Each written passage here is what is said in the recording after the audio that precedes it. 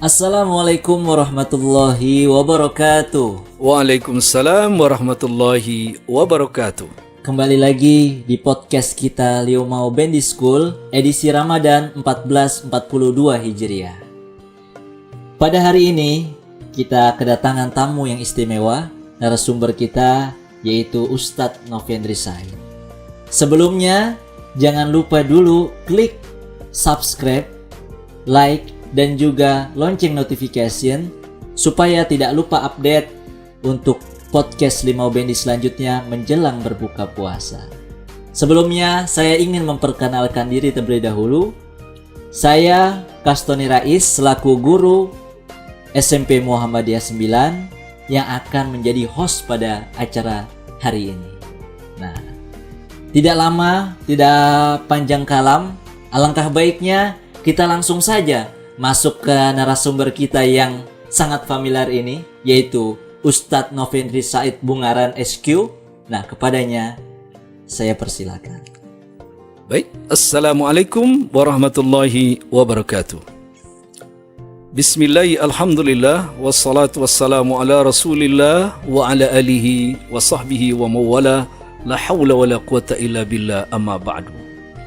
Wa qala ta'ala, a'udzu billahi minasy syaithanir rajim. Bismillahirrahmanirrahim. Wa idza sa'alaka 'ibadi 'anni fa inni qarib. Ujibu da'watad da'i idza da'an, falyastajibu li wal yu'minu bi la'allahum yarshudun. Alhamdulillah, kita bersyukur kepada Allah pada sore hari ini di mana kita dapat bersama-sama untuk saling mengingatkan kepada kita pada Ramadan kali ini dengan mengangkat sebuah tema dalam dialog kita, yaitunya faktor-faktor apa saja yang menyebabkan terasa nikmat dan indahnya ibadah di bulan suci Ramadan.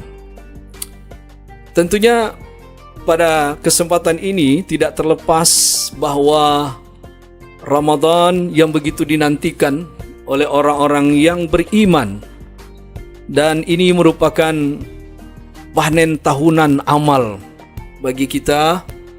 Nah, sungguh terasa itu menjadi sesuatu yang terbaik, menjadi sesuatu yang ternikmat. Kalau kita lihat para saudara-saudara kita yang berpuasa, lalu kemudian di waktu sore mereka sudah sibuk ini. Kita lihat di pinggir-pinggir jalan banyaknya orang sibuk berdagang juga. Kemudian sibuk juga mereka ini untuk mencari untuk takjil. Ya. Dan juga kalau kita lihat di pinggir-pinggir jalan maupun di masjid-masjid, banyak sekali orang-orang yang ingin selalu bergembira. Bergembira untuk beramal, bergembira untuk beribadah. Ya. Tidak terasa capek sekalipun lelah.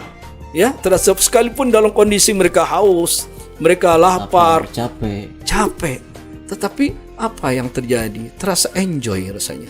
Ya, ini yang sangat istimewa para ya, di bulan Ramadan ini. Nah, oleh karena itu, baik, pada kesempatan ini paling tidak ada 4 faktor. Ada 4 faktor, Pak Haji. Ya, yang menyebabkan terasanya nikmat ibadah di bulan suci Ramadan. Faktor yang pertama adalah kita terasa nikmat ibadah di bulan Ramadan itu karena memang ada panggilan keimanan di dalam diri kita. Karena ada iman. Kenapa? Karena Allah itu para memanggil di dalam ayat itu, ya ayyuhallazina amanu kutiba alaikumusiyam. Orang yang beriman yang dipanggil. Bukan manusia, Pak Haji. Bukan.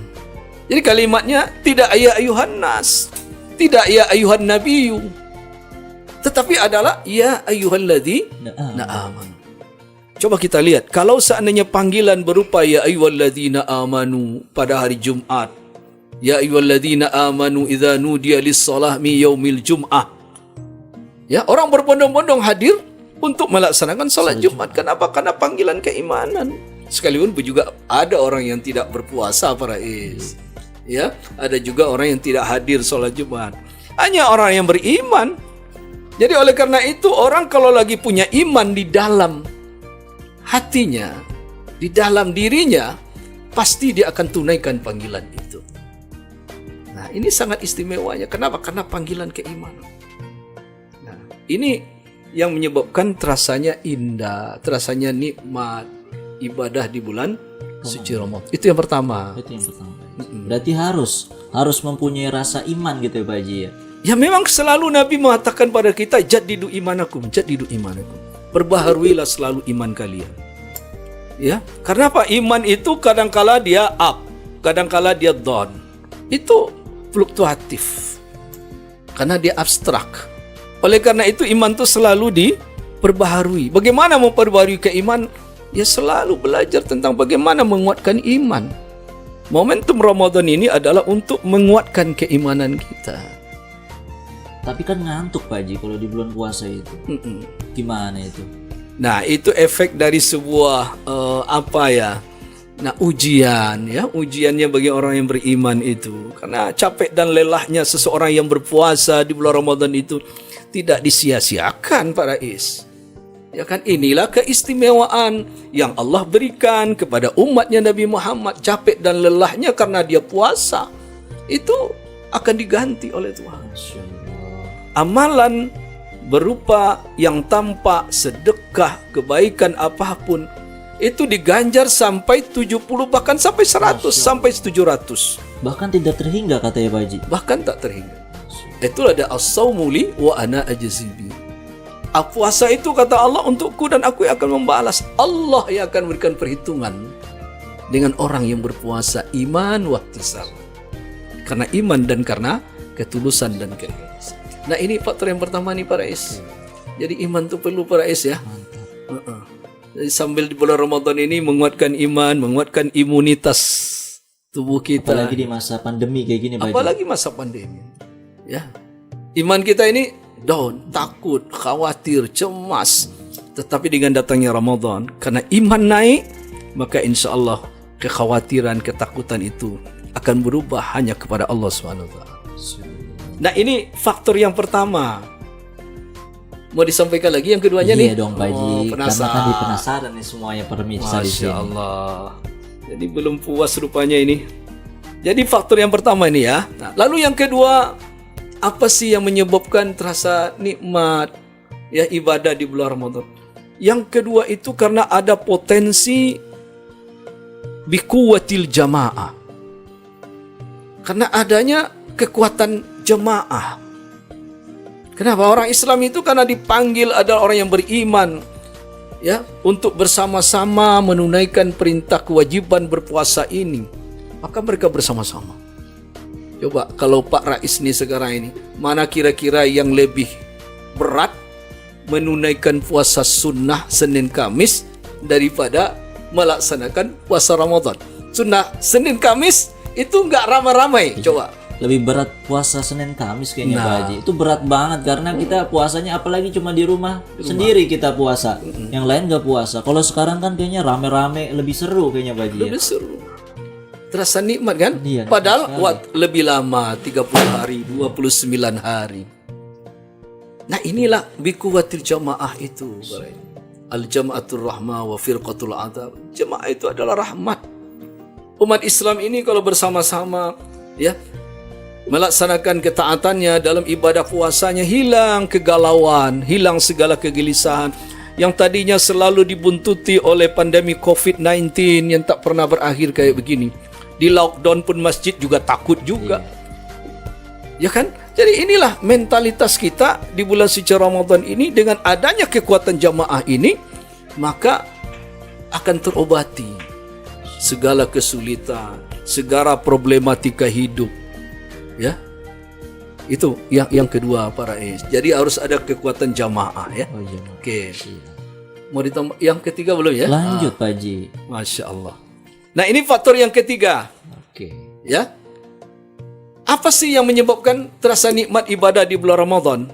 Ya, di samping faktor keimanan, faktor berjamaah, lalu yang ketiga ini adalah di mana di bulan Ramadan itu ibadah-ibadah yang dapat kita lakukan itu secara bervariatif.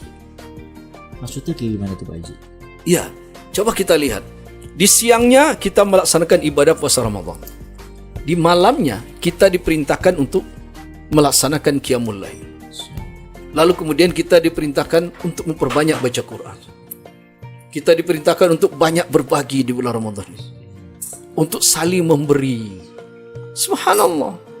Jadi ini sangat luar biasa para is. Kalau ini tidak kita temukan di bulan-bulan yang lain, hanya di bulan Ramadan. Coba kita lihat di masjid-masjid ataupun di tempat-tempat yang lain di mana setiap orang itu melakukan aktivitas yang mereka itu bervariasi. Setelah selesai dia melaksanakan ibadah puasa Ramadan, dia salat tarawih atau qiyamul lail, ya, atau melakukan aktivitas-aktivitas ibadah-ibadah yang lain.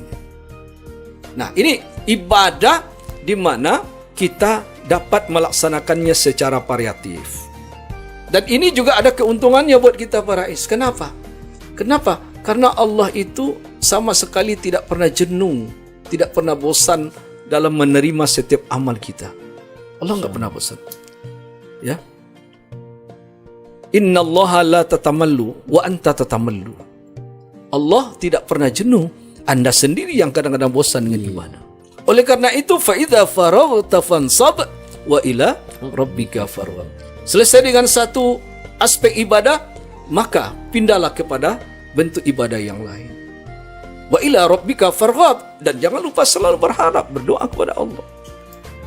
Nah, ini yang sangat luar biasa yang dapat kita lakukan. Karena Rasulullah itu bervariasi dalam ibadah-ibadah yang beliau lakukan. Nah, kemudian ini yang terakhir nih para is ya. Terakhir berarti nih Pak Haji ya. Yang keempat nih. Karena waktu kita juga sangat terbatas ya. Terbatas sekali.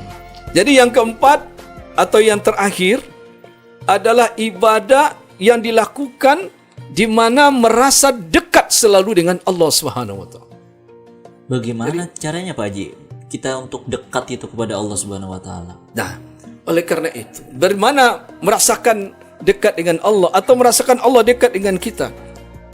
Tentunya di dalam ayat disebutkan yang kita bacakan tadi, wa idza sa'alaka ibadi anni fa inni qarib.